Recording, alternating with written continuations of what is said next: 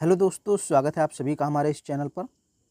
दोस्तों, आज के इस वीडियो में हम लोग पढ़ेंगे अभिलेख शास्त्र तथा अभिलेख। आपने देखा होगा कि यूजीसी नेट जेआरएफ के पेपर में अभिलेखों से बहुत ज़्यादा क्वेश्चन पूछे जाते हैं। हर बार 2 या 3 क्वेश्चन आते हैं अभिलेखों से, क्योंकि प्राचीन काल का इतिहास जब पढ़ते हैं तो प्राचीन काल के इतिहास जानने के स्रोतों में अभिलेख एक बहुत ही महत्वपूर्ण स्रोत होता है। तो इसलिए अभिलेख की जानकारी सबको होनी चाहिए। अभिलेख क्या है और कौन कौन सा अभिलेख कहाँ कहाँ पे पाए गए हैं, उनसे कौन कौन सी जानकारी मिलती है, ये आपको ज़रूर जानना चाहिए। तो आज हम लोग देखेंगे और अभिलेखों को भी हम देखते चलेंगे। मैंने चित्र भी लगा रखा है अभिलेखों का। सबसे पहले हम बात करते हैं अभिलेख शास्त्र और अभिलेख। तो ये देखिए, कुछ इस टाइप का होता है अभिलेख। अभी मैं आपको बताऊंगा पूरा डिटेल में। देखिए, अभिलेखों के अध्ययन को पुरालेख शास्त्र कहते हैं या एपिग्राफी। ओके, पहले तो ये आप जान लीजिए, जो अभिलेखों का अध्ययन होता है उसको हम लोग क्या कहते हैं? पुरालेख शास्त्र या इंग्लिश में एपिग्राफी कहते हैं। और इनकी तथा दूसरे पुराने दस्तावेजों की प्राचीन तिथि के अध्ययन को पुरालिपि शास्त्र या पैलियोग्राफी कहते हैं। ओके, तो कोई दस्तावेज है, कोई प्राचीन दस्तावेज, जब हम उसकी तिथि जानने का प्रयास करते हैं तो उस चीज़ को हम लोग क्या कहते हैं? पुरालिपि शास्त्र। यानी पुरालिपि शास्त्र एक ऐसा विज्ञान है जिसके अध्ययन के द्वारा हम लोग प्राचीन दस्तावेजों के तिथि के बारे में अंदाज़ा लगाते हैं या जानकारी प्राप्त करते हैं। तो इसको बोलते हैं पैलियोग्राफी और यह है एपिग्राफी। तो दोनों को ध्यान में रखना। अब देखिए, जो अभिलेख होता है, अभिलेख वास्तव में होता क्या है? अभिलेख का मतलब होता है कोई चीज़ लिखना, यानी कोई चीज़ लिखा हुआ है। अब वो किस चीज़ पर लिखा हुआ हो सकता है? मोहरों पर, प्रस्तर स्तंभ मतलब पत्थर के खंभे हो गए, स्तूप हो गए, चट्टान हो गया, ताम्रपत्र मतलब तांबे के बर्तन हो गए, तथा मंदिर की दीवारें व मूर्तियों पर प्राप्त होते हैं। यानी अभिलेख कहाँ कहाँ प्राप्त होते हैं, ये चीज़ आपको जाननी चाहिए। एग्ज़ाम में, आपके जेआरएफ में एग्ज़ाम में क्वेश्चन यहाँ से बन सकता है कि अभिलेख कहाँ कहाँ प्राप्त होते हैं। तो ऑप्शन आपका दिया रहेगा, ए मोहरे, बी स्तंभ लेख, सी स्तूप, डी चट्टान। फिर आपसे पूछेगा ऑप्शन ए सही है या ए बी सही है या ए बी सी डी सही है, उपरोक्त सभी सही, ऐसे पूछता है। तो ये चीज़ आपको जानना चाहिए। अभिलेख का मतलब होता है कोई चीज़ स्क्रिप्टेड है, मतलब कोई चीज़ लिखी हुई है। प्राचीन काल के राजाओं ने बहुत सारी जानकारियाँ लिखवाई हैं। अब वो किस पर जानकारियाँ लिखवाई हैं? स्तंभों पर, यानी खंभे हैं उस पर खुदवा दिया गया, स्क्रिप्ट में खुदवा दिया गया। या फिर स्तूप हैं कोई, या चट्टानें हैं, गुफा है, गुफाओं में आप देखेंगे तो वहाँ गुफाओं में भी बहुत सारे चित्र बने होते हैं या कुछ लिखा होता है। तो वो सारी चीज़ें क्या होती हैं? अभिलेख कहलाती हैं। आई होप अभिलेख क्या होता है आप समझ गए होंगे। यहाँ पे आप देखिए,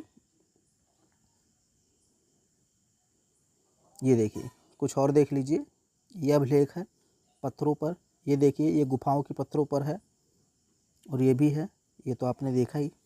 तो ये सब क्या है? अभिलेख हैं जो हमें गुफाओं पर प्राप्त होते हैं, स्तंभ लेखों पर, स्तंभों पर प्राप्त होते हैं, तांबे के बर्तन जो होते हैं उस पर प्राप्त होते हैं, मोहरों पर, सिक्कों पर, कहीं भी प्राप्त हो सकते हैं। मतलब कहीं, कहने का मतलब ये है जितना मैंने आपको बताया है उनमें से। अब सबसे पहले हम बात करते हैं बोगच कोई अभिलेख की। कुछ प्रमुख अभिलेख तथा उनका विवरण दिया गया है। तो सबसे पहले इसमें हम बात करेंगे बोगच कोई अभिलेख की। यहाँ पर आप देख सकते हैं बोगच कोई अभिलेख है।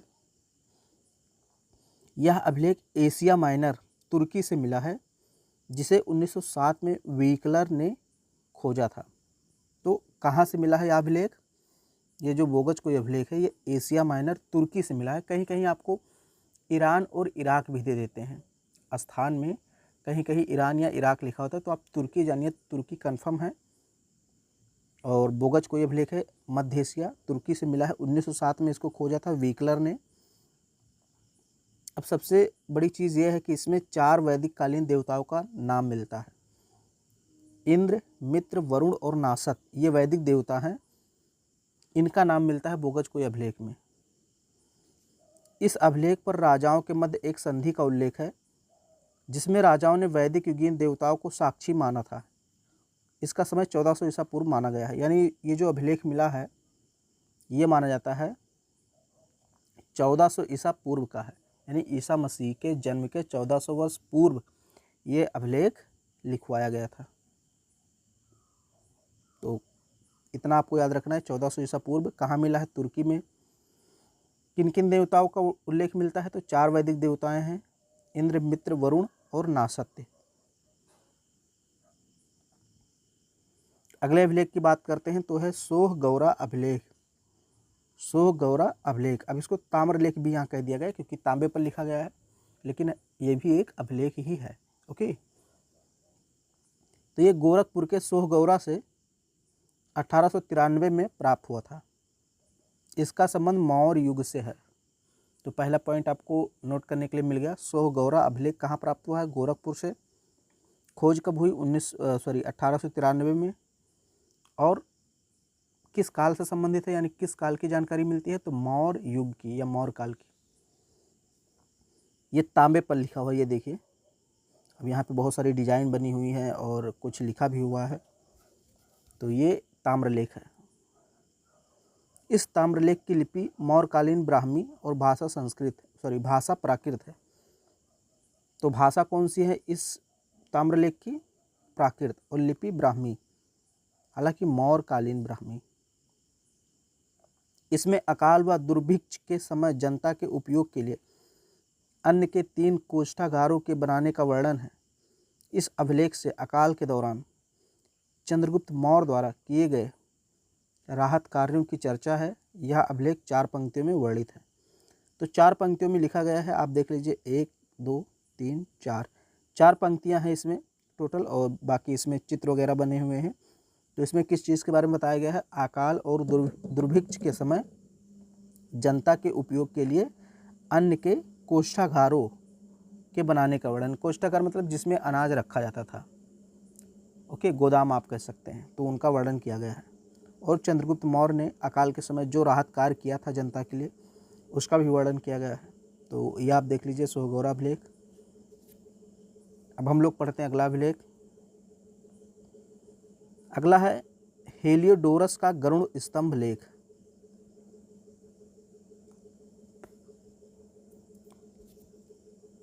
आप देख सकते हैं यहाँ ये स्तंभ लेख है, और यहाँ इसी का एक बड़ा रूप दिखा है। थोड़ा सा इसको यहाँ से कट करके दिखाया गया है ताकि आपको जो कुछ लिखा हुआ है वो समझ जाए। तो यहाँ देखिए, कोई डिजाइन बनी हुई या कोई चीज़ लिखा हुआ है। तो इसे 1877 में कनिंघम ने बेसनगर विदिशा मध्य प्रदेश से खोजा था। ओके, तो बेसनगर, पहले इसको विदिशा बोलते थे, मध्य प्रदेश में है, और 1877 में इसकी खोज हुई थी गरुड़ स्तंभ लेख की। अब चूंकि ये स्तंभ पर लिखा हुआ इसलिए हमने इसको स्तंभ लेख बोल दिया, लेकिन ये अभिलेख ही कहलाएगा। ओके, अभिलेख ही कहलाएगा। जैसे वहाँ तांबे पर लिखा था तो ताम्रपात्र, यहाँ स्तंभ पर लिखा है तो स्तंभ लेख। कहीं गुफा पे लिखा होगा तो इसे गुहा लेख बोलते हैं।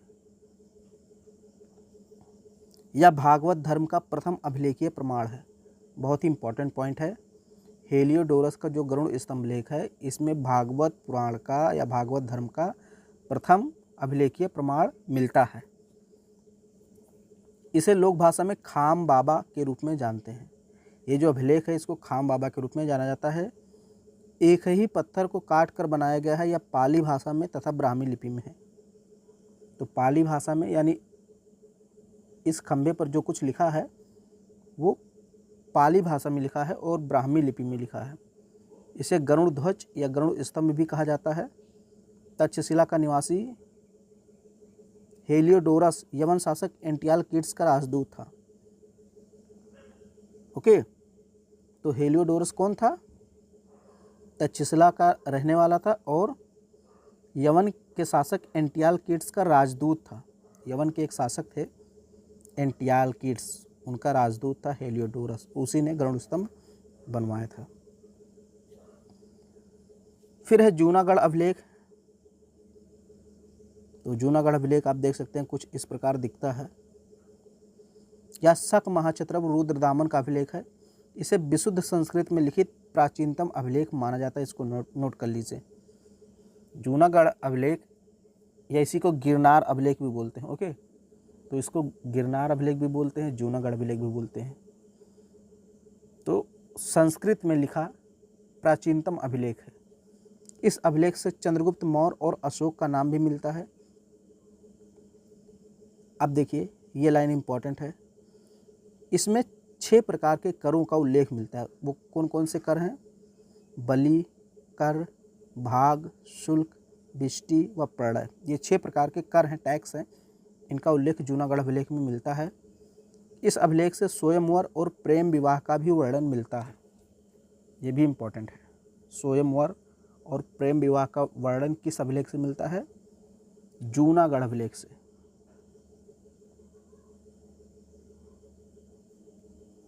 चलिए आगे देखते हैं, रबातक अभिलेख।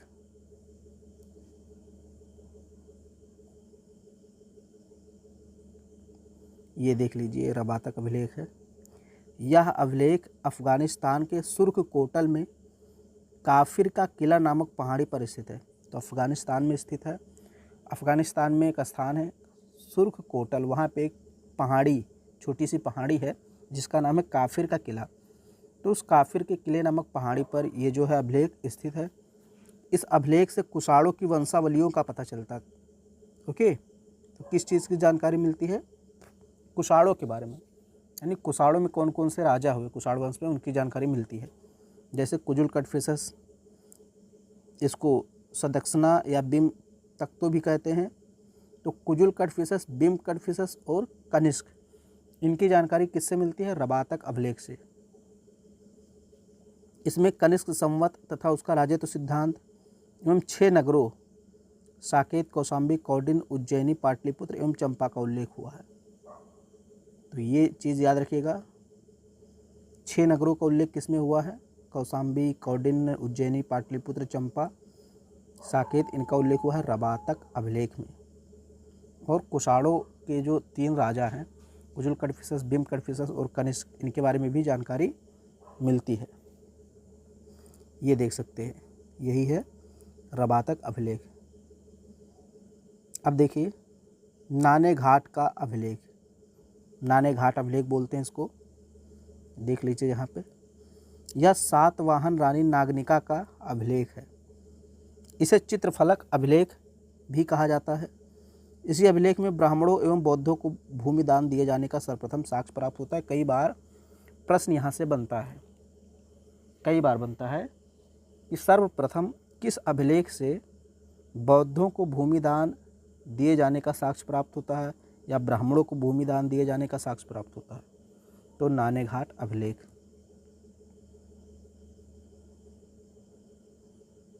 फिर है हाथी गुम्फा अभिलेख। हाथी गुम्फा अभिलेख तो गुफाओं में बना हुआ है। ये देखिए गुफा है। यह कलिंग नरेश खारवेल का अभिलेख है। ओके, तो कलिंग आप जानते हैं जिसको अशोक ने जीता था, और कलिंग को अशोक के पहले किसने जीता था ये भी पूछा जाता है। तो इसको ध्यान से नोट कर लीजिएगा। कलिंग को अशोक से पहले महापद्मानंद ने जीता था, और कलिंग के राजा होते थे खारवेल, उन्हीं का अभिलेख है ये। यहाँ देख सकते हैं, ये अंदर का दिखाया हुआ है, ये बाहर से आप देख लीजिए। तो कलिंग नरेश खारवेल का अभिलेख है ये हाथी गुम्फा अभिलेख, और प्राकृत भाषा में है तथा इसमें सर्वप्रथम इसमें प्राकृत में भारतध्वज या भारतवर्ष का विवरण मिलता है। ये भी पूछा जा सकता है। देखिए मैंने इंपॉर्टेंट चीज़ें ही लिखी हैं, तो इसलिए ये जो है पूरा का पूरा आपको रट लेना है। पूछिए आपसे कि सर्वप्रथम भारतवर्ष का वर्णन किस अभिलेख में मिलता है? तो हाथी गुम्फा अभिलेख में। हालांकि भारतवर्ष नहीं लिखा हुआ है भारतवर्ष, लेकिन हम उसको भारतवर्ष ही मानते हैं क्योंकि ये प्राकृत भाषा है। ओके, भारतवर्ष जो है या प्राकृत भाषा में है उसका मतलब भारतवर्ष ही होता है। फिर है धनदेव का अयोध्या अभिलेख, यहाँ पर आप देख सकते हैं यही है। यह अभिलेख शुंग शासक धनदेव का है। इससे पुष्यमित्र द्वारा अश्वमेध यज्ञ किए जाने का विवरण मिलता है। यह अश्वमेध यज्ञ की सूचना देने वाला प्रथम अभिलेख है। ओके, तो अश्वमेध यज्ञ की सूचना सबसे पहले किस अभिलेख में मिलती है? तो आपका आ जाएगा धनदेव का अयोध्या अभिलेख। फिर है नासिक गुहा अभिलेख। तो नासिक गुहा अभिलेख, अब देखिए गुहा मतलब गुफा होता है, तो ये देखिए गुफा है और इसी के अंदर इस प्रकार का अभिलेख मिला है। तो गौतमी पुत्र सातकर्णी की माँ गौतमी बलश्री का है। सातवाहन शासक था गौतमी पुत्र सातकर्णी, तो उसी की माँ थी गौतमी बलश्री, उन्हीं ने ये अभिलेख लिखवाया था। और इसमें गौतमी पुत्र सातकर्णी को एक ब्राह्मण, अद्वितीय ब्राह्मण तथा क्षत्रियों के दर्प को चूर करने वाला कहा गया है। ओके, तो ये कई बार पूछा गया है कि किस शासक को अद्वितीय ब्राह्मण या एक ब्राह्मण या क्षत्रियों के दर्प को चूर करने वाला कहा गया है? तो गौतमी पुत्र सातकर्णी को कहा गया है। किस अभिलेख में कहा गया है? नासिक गुहा अभिलेख।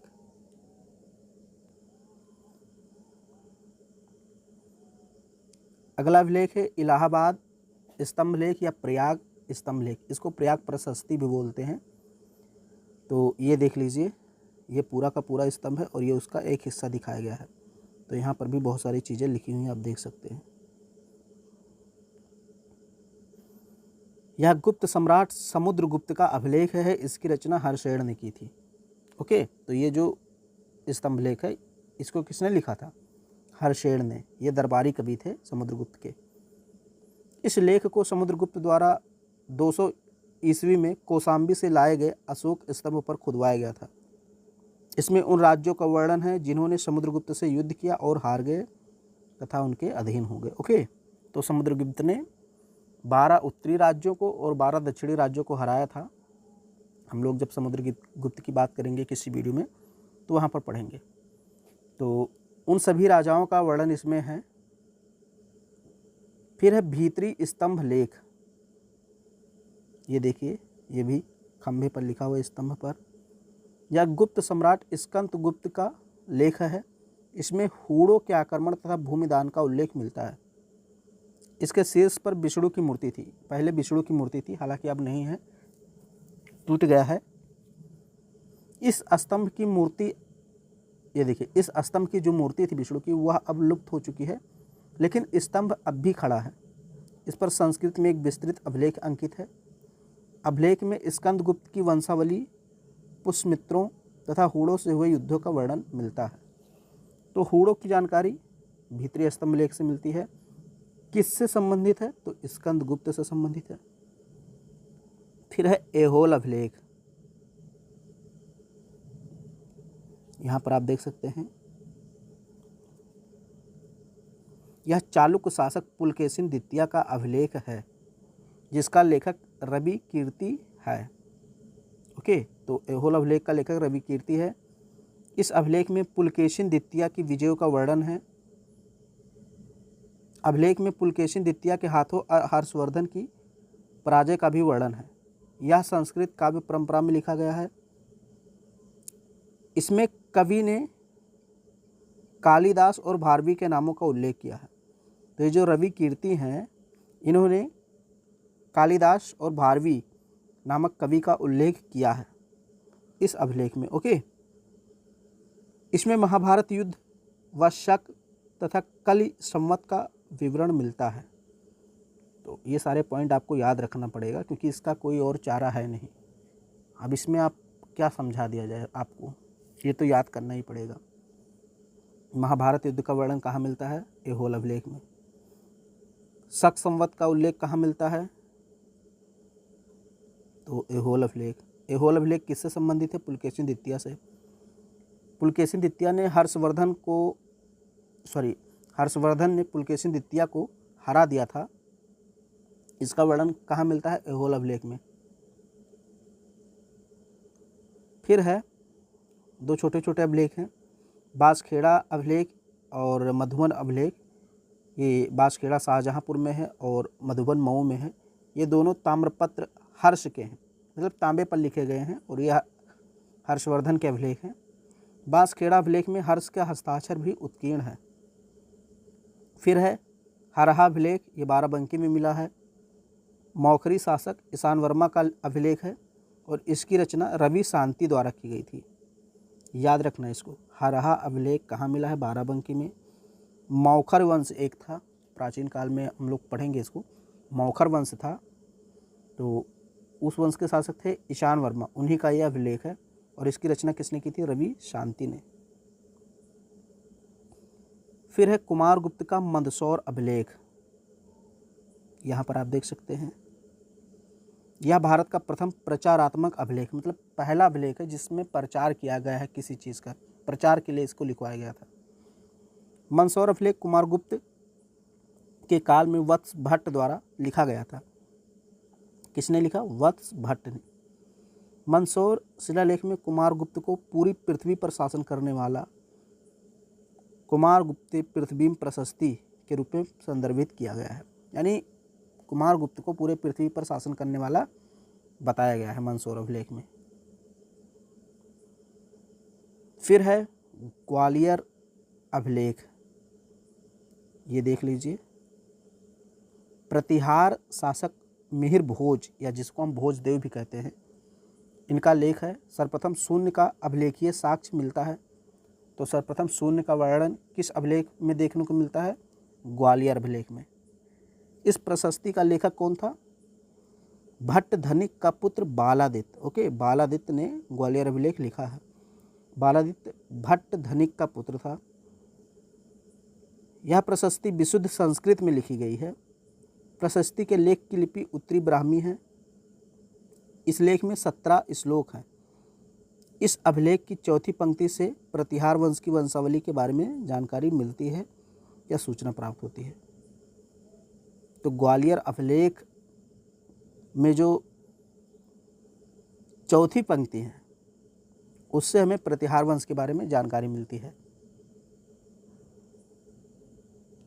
फिर है एरड़ अभिलेख, ये है एरड़ अभिलेख, इसी पे सारी चीज़ें लिखी हुई हैं। यह लेख महाराज भानुगुप्त के अमात्य गोपराज के विषय में है, जो उस स्थान पर भानुगुप्त के साथ संभवतः किसी युद्ध में आया था और वीरगति को प्राप्त हुआ था। गोपराज की पत्नी यहाँ सती हो गई थी और इस अभिलेख को एरड़ का सती अभिलेख भी कहते हैं। कई बार पूछा गया है कि सर्वप्रथम सती होने का साक्ष्य किस अभिलेख से प्राप्त होता है? एरड़ अभिलेख। तो सती कौन हुई थी? गोपराज की पत्नी। पूछे गोपराज कौन था? तो गोपराज भानुगुप्त का एक प्रकार से सेनापति था। भानुगुप्त के साथ युद्ध में लड़ा था और पराजित होकर मार डाला गया था युद्ध में। ये भानुगुप्त के साथ लड़ा था, मतलब भानुगुप्त की तरफ था, भानुगुप्त का सेनापति था। तो जब जो है कि गोपराज की मृत्यु हो गई तो उसकी पत्नी ने एक प्रकार से आप कह सकते हैं कि सती कर लिया। सती मतलब आग में जल जाना या जैसे भी होता था उस टाइम। तो प्रथम साक्ष्य एरड़ अभिलेख से मिलता है। फिर है गुणेधर अभिलेख, यहाँ पर आप देख सकते हैं।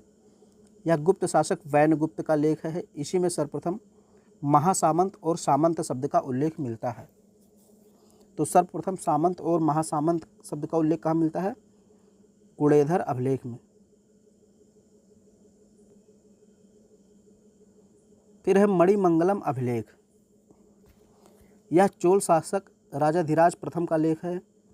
इसी में संपूर्ण चोल वंश के प्रथम अश्वमेध यज्ञ का विवरण मिलता है। यानी चोल वंश में सर्वप्रथम अश्वमेध यज्ञ हुआ, उसका वर्णन किस अभिलेख में मिलता है? मणिमंगलम अभिलेख। ये राजाधिराज प्रथम का अभिलेख है।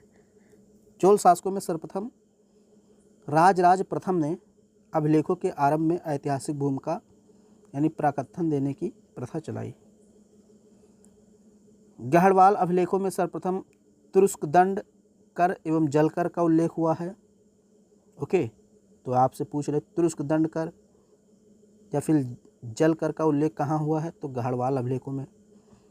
7वीं सदी के कुडुमियमलाई अभिलेख में सप्तशास्त्रीय रागों के स्तरों की व्याख्या मिलती है। इसे संगीत अभिलेख भी कहते हैं। तो संगीत अभिलेख किसे कहते हैं? सप्तशास्त्रीय रागों के स्तरों की व्याख्या कहाँ मिलती है? तो कुडुम्यमलाई अभिलेख। तो ये इतने अभिलेख हैं और लगभग मैंने सारे अभिलेख पढ़ा दिए जो भी इम्पोर्टेंट थे, जहाँ से प्रश्न अभी तक बने हैं और जहाँ से प्रश्न बनने के साक्ष्य चांस हैं। और मैंने सारे टॉपिक्स लगभग कवर भी कर दिए। हर एक अभिलेख में जो भी इम्पोर्टेंट चीज़ें थी वो मैंने आपको लिखवा दिया। तो ये जो PDF है, इसका PDF भी आपको टेलीग्राम चैनल पे मिल जाएगा। टेलीग्राम चैनल को आप ज्वाइन करेंगे तो। बाकी हम लोग अगले वीडियो में मिलते हैं किसी एक नए टॉपिक के साथ, और उसमें हम पूरी जानकारी आपको एक साथ ही देंगे। कोई भी वीडियो आएगा, चाहे सिंधु घाटी सभ्यता आएगा, तो उस पर हम एक वीडियो बनाएंगे और पूरी जानकारी उसमें A to Z जानकारी रहेगी। तो अगर ये वीडियो आपको पसंद आ रहा तो इसको लाइक कीजिए, अपने सभी दोस्तों में शेयर कीजिए जो भी JRF की तैयारी कर रहे हैं, और चैनल को सब्सक्राइब ज़रूर कीजिए।